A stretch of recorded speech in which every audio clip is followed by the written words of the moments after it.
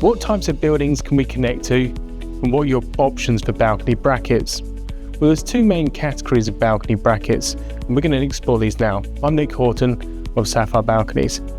So the first and most common type of balcony connection is the cast-in anchor, mainly into an RC frame, in situ frame being built on site, but could also be to the likes of PT, post-tension, pre-tension slabs, or otherwise precast into wall panels. Those are the most common types in most of the countries across which we work. The second category is where you're retrofitting, if you like, or fixing after the main structure has been done. And that's commonly called a post-fix anchor.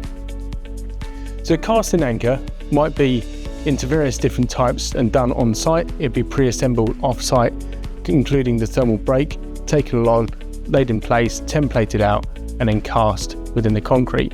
The exceptions of that, or the slight intricacies, is where you may be using a panelised system, for example precast wall panels, and that gives us a great opportunity to cast the brackets within the actual wall panel itself, avoiding things like the conflicts where you've got the continuity of the fire break needing to be maintained, the thermal penetration being removed entirely from the building, and waterproofing details which are easier. The other scenarios would be where you've got, for example, a unitised facade.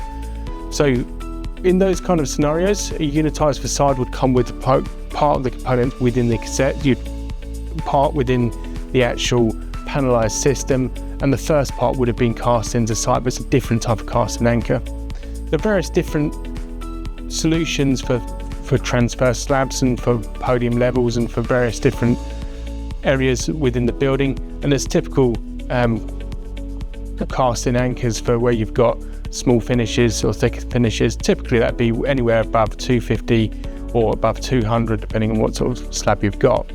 So the second type of anchor is where you're post-fixing it after the main structure is done.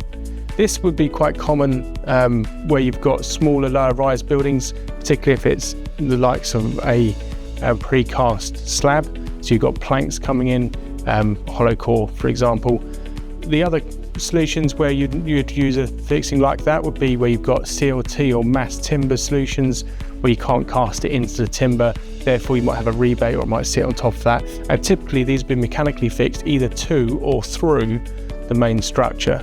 The other variants would be where you've got light gauge steel, you've got structural steel, you're perhaps fixing to wind posts on the structure where you haven't got much strength in the actual floor itself.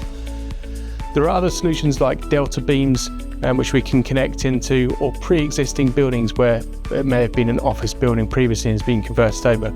All of these solutions are ones which we've previously fixed to. Really the only way and solution where we can't really fix to because of the strength not being there in the floor itself is where you've got more of a traditional house which might be built perhaps with brick skins and brick and block work, and you've just got timber beams going across. It doesn't really give the strength for a balcony. In these solutions, balconies are better supported from the ground using posts.